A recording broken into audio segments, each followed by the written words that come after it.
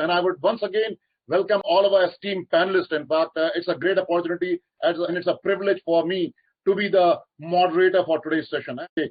So we'll focus more on the faculty, what are their role as a faculty, how they can develop their career itself, because end of the day, they also need to grow their career. How do they develop themselves as emotionally and intellectually? That's what the first thought of this panelist is. The second thought is, I believe, how they can be an emotional connect and a bridge and an anchor and a role model for the student, because that's a large force. And it's spread all across India, and 135 crore people, so many young higher education folks are there. So you are a very important bridge faculty, all of us which are here connected on this meeting as well as on live session. On the round two for you. So I'll bring out my next panelist, I believe, Pradeep ji. I believe, I know that's a force, armed forces, which represents a very big community of our defense forces. So, Pradeep ji, I'll welcome you as a panelist, and I believe would like you to address all these aspects of these questions which we have talked about. In fact, and over to you, sir, in fact, if you can hear me out. Right. First of all, a very good morning to all the attendees, the panelists, and the organizers. Now, coming to the questions, the first question about career choices. The very first thing that they grill into you, they tell you and keep grilling into you, this thing for your entire training session is that the country comes first. It reigns supreme.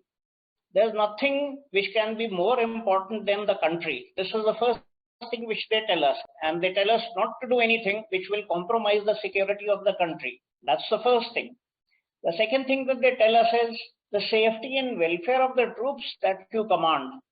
And the third is your personal comfort, welfare, interest, it comes in the end. It is least important. That is the first thing which a cadet is told in IMA and NDA when he joins. So this way there are about 15 OLQs which they check you for, your dependability, your initiative, are you willing to take risks, do you have determination, are you flexible, do you have confidence. So all these OLQs are checked in you. If you have them, you are screened and selected and you go for training. And these OLQs continue with you till the time you are in the training period, and once you leave training and become commissioned officers. So that's the first part, answer to the first part of your question. Now the second question was about diversity. How do you lead people and engage them in a diverse organization? An army is a very, very diverse organization. In a unit, officers are heterogeneous from all parts of the country. And barring a few units, almost I would say 80 to 90% of the units are composed of people from all parts of the country. Now, how do you manage this diversity? The first thing is, like somebody mentioned, empathy. You've got to be empathetic to everybody. They're all your troops. That is how you have to take them. So this in brief is the first part of your question. Now, the fourth question. I'll leave the third question for other panelists.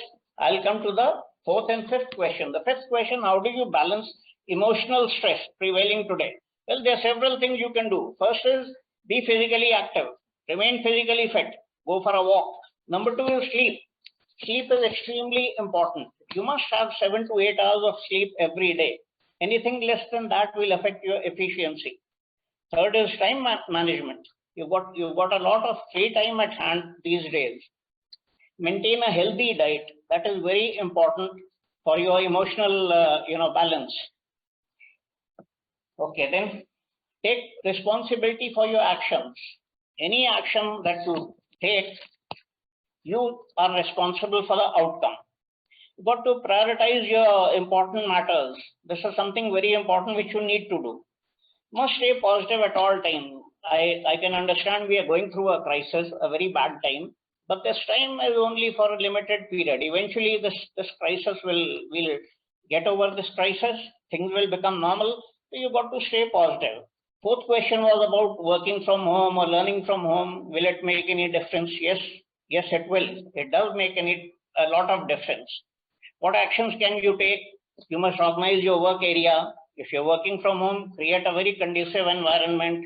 There should be no distractions like roommates or TV or any inadequate lighting. You must master technology. This is the right time for those who are not very tech savvy. This is the right time to learn and get used to the latest technology. You must plan your workflow. Have a list of tasks ready. Prioritize your work, schedule time slots, and work and cater for your work schedule. Finish one task before you jump to another task. Get dressed.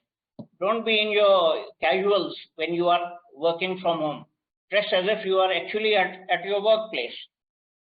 So if you do all these things, if you do not allow distractions, interruptions to hamper your work, I think you would be on the right track.